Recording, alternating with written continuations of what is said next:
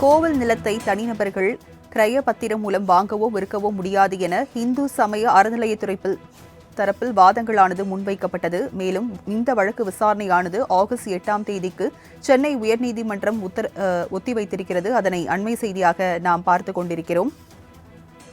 சென்னையில் 700 ஆண்டுகள் பழமையான கோவிலுக்கு தக்கார் நியமனம் செல்லும் என சென்னை உயர்நீதிமன்றம் உத்தரவு பிறப்பித்திருக்கிறது. இந்து சமய அறநிலையத்துறை தரப்பில் பல்வேறு வாதங்களும் முன்வைக்கப்பட்டுள்ளது.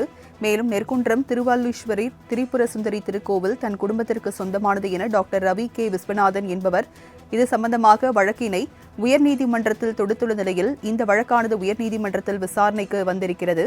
விவரங்களை செய்தியாளர் கிருஷ்ணமூர்த்தி வழங்க கேட்கலாம். கிருஷ்ணமூர்த்தி, இந்த வழக்கின் பின்னணி என பதிவு பண்ணுங்க. வணக்கம்.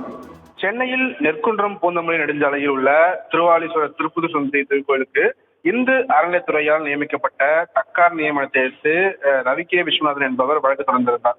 அதில் திருக்கோவில் மற்றும் அதன் சொத்துக்கள் அனைத்தும் தனது தாத்தா திரு நீலவேகம் பிள்ளை என்பவரால் கடந்த 1941ஆம் ஆண்டு கிரயப்பத்திரம் மூலமாக வாங்கி இருப்பதாக தெரிவிக்கப்பட்டிருந்தது.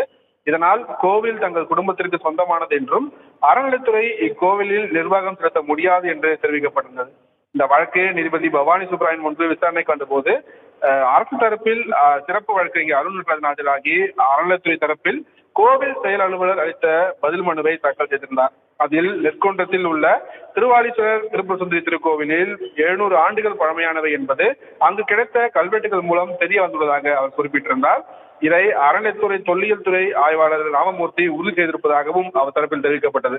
இந்து அறநிலைய சட்டப்படி 700 ஆண்டுகள் பழமையான கோவிலை கிரயப்பத்திரம் மூலமாக வாங்கவோ விற்கவோ முடியாது என்றும், மேலும் தாத்தா பேரனுக்கு எவ்வாறு கிரயப்பத்திரம் எழுதி வைத்தார் என்பது தொடர்பாக முறையான விசாரணை நடத்த உத்தரவிட வேண்டும் என்று தெரிவித்திருந்தார்.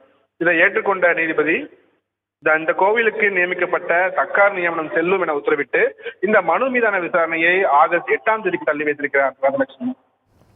700 ஆண்டுகள் பழமையான கோவிலுக்கு தக்கார் நியமனம் செல்லும் என உயர்நீதிமன்றம் உத்தரவு பிறப்பித்திருக்கிறது. விவரங்களை வழங்கியதற்கு நன்றி கிருஷ்ணமூர்த்தி.